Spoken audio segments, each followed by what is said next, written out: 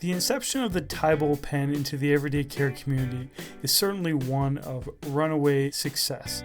Exhibiting many fine manufacturing details and quality materials, this pen is more than just an interesting story, but an example of a top-tier product.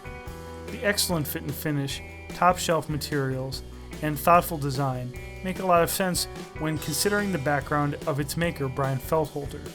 Many of the central design elements of the TiBolt become even more distinct in comparison with other similar tactical bolt-action pens that are currently available.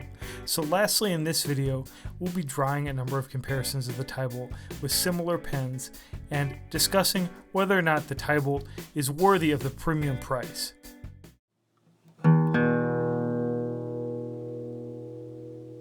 The name of this pen really encapsulates its essence, TiBolt.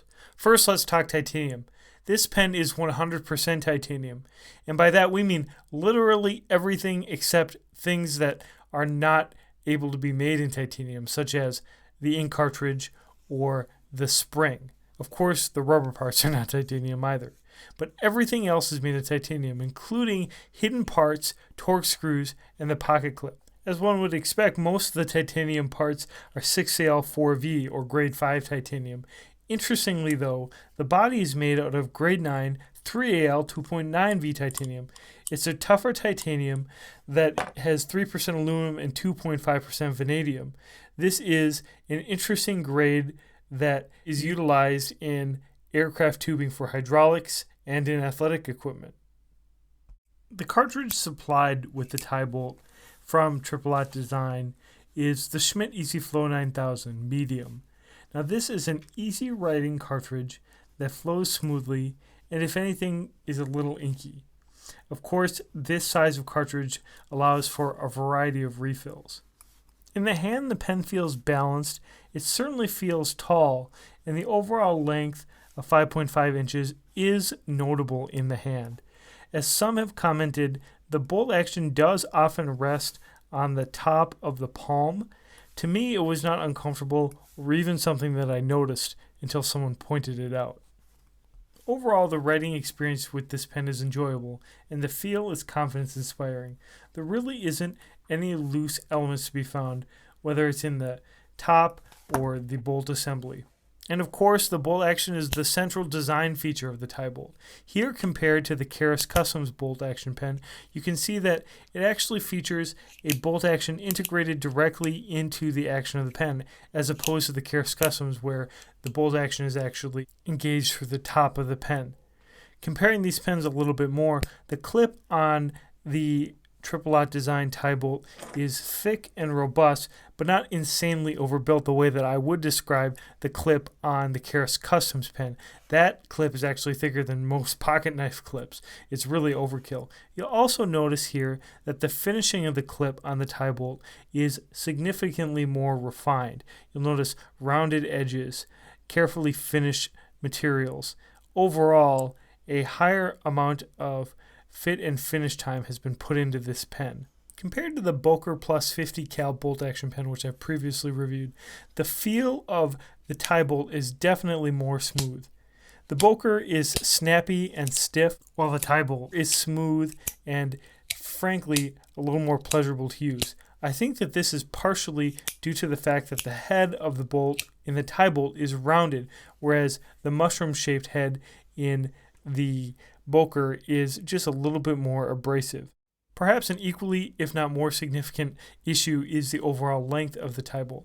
Again, as a fairly long pen, it is not the easiest pen to carry, especially in comparison to the Boker. Also, I think that this is significant when you're considering that the action of the Boker is always going to be sticking out more towards the end of your pocket as opposed to the TiBolt, which is going to be buried in your pocket. I tend to notice the bolt more on the TiBolt when it's in your pocket.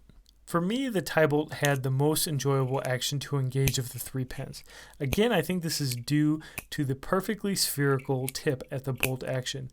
It actually has a rolling effect in the finger, which subjectively makes it feel much smoother compared to the other two pens in terms of action, even though that's largely due to the interaction with your fingers.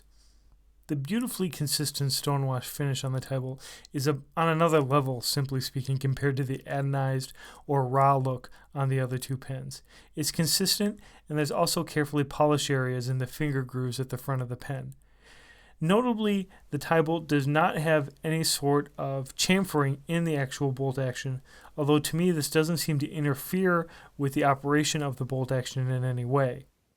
In these three pens, the TiBolt comes in a close second behind the Boker in terms of comfort of carry, an impressive feat considering its overall length. The excellent finishing and top-shelf materials certainly account in part for the expensive price of the TiBolt compared to its competitors in this video, but certainly another factor is the fact that it is designed and created by custom knife maker Brian Fellhoelter. So you're also paying, in some sense, for the name of someone with a extremely proven eye for outstanding details and extraordinary workmanship. Of course, this is tied in with the fact that it's a triple Aught design pen as well. They clearly chose this pen based on how exceptionally it fits in with their design philosophy. Perhaps another tad element in these pens is the existence of these little fullers and indentations in the main body of the pen. This is something I could take or leave, but I was told by one collector that it's actually a reference to the fullers exhibited in many of Brian's designs and certainly in the Dauntless. Considering the TiBolt's extraordinary designer and top-shelf materials and fit and finish, I can see why it's considered by many as the ultimate bolt-action pen currently available on the market.